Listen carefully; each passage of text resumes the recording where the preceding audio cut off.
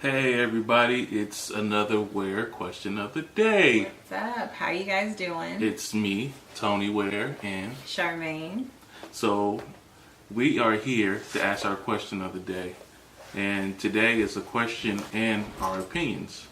So the question is, why do people stay in toxic relationships? Now, I did a flipagram, and we thank you to everybody that made comments and liked our pictures.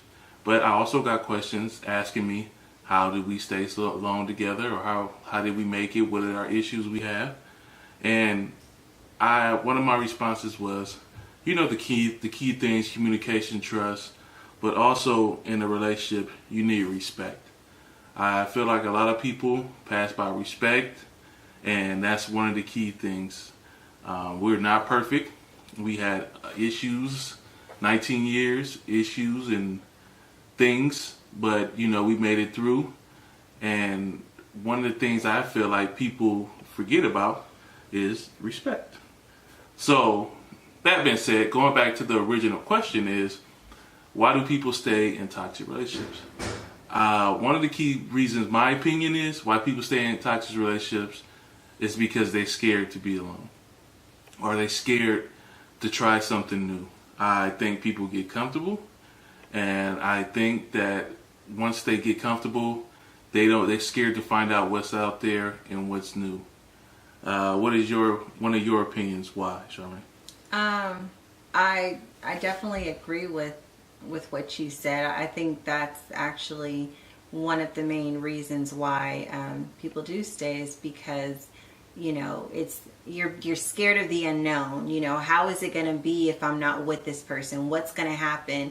How much are things going to go ahead and change for me?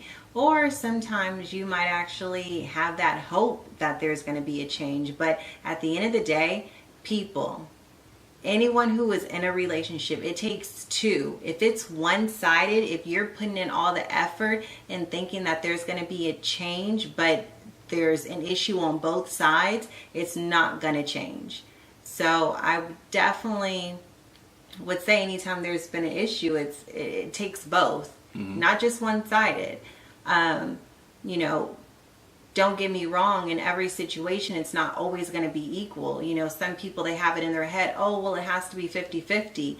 Well, that must be la la land, because that's just not the reality of the situation. Sometimes it might be 60-40. At times it might be 50-55. There's so much change that kind of goes on, that ultimately, as long as two people are willing to work on it to improve it, then you can actually make it work. But it definitely takes two.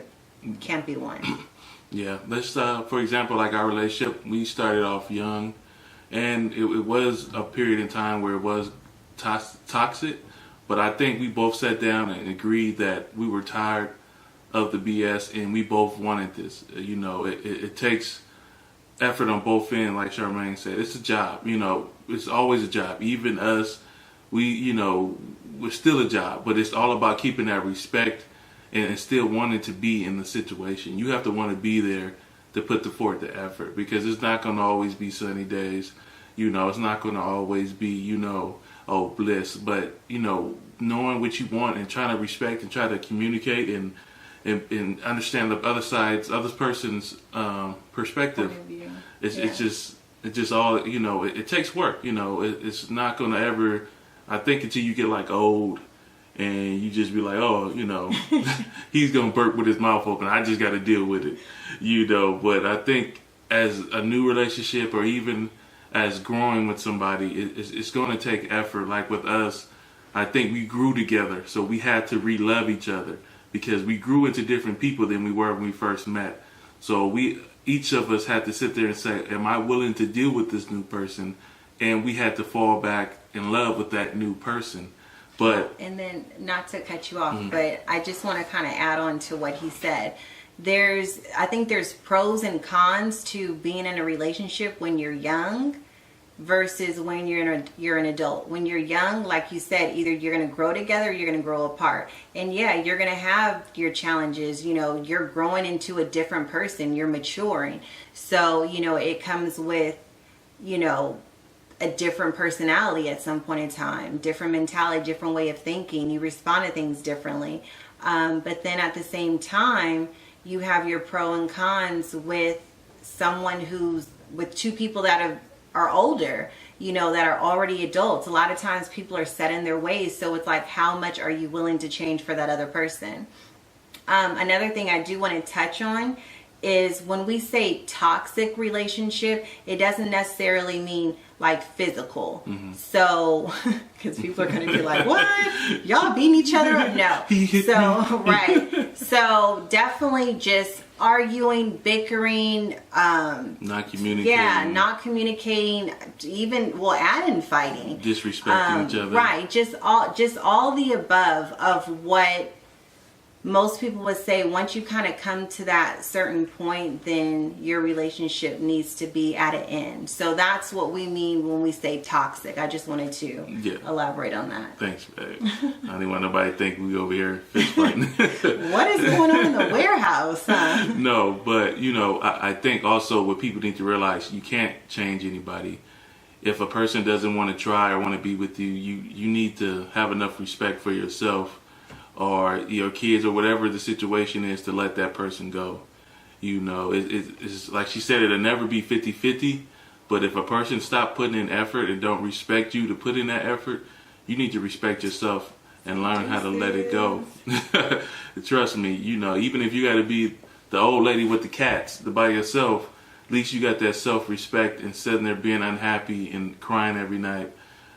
Women can't change men and men can't change women. We can only change ourselves. So just keep that in mind and let us know, what do you think, why people stay in toxic relationships. That's just our opinion. We're not professionals. We're just speaking from our opinions and our opinions and our experience. So just chime in and let us know. We didn't go live this time because we wanted to be able to kind of get more in depth with this situation. To me, I think this is a more serious situation. And just leave your comments. You know, once again, I wanted to say thank you for everybody that liked our Flipagram and made comments. Thank you. Yes, and if you guys have any questions, we can answer it. We will. We're not perfect. We're just going to give you our opinion. So, anything you have to say before we sign off? No, I think that's pretty much it. Like, share, and give us your opinions. Yes. What do you guys think? Going to be putting links up, hopefully. Still working this edit thing out, but let us know what you guys think. Share, like she said, and we'll talk to you next time. What do we say? We're out.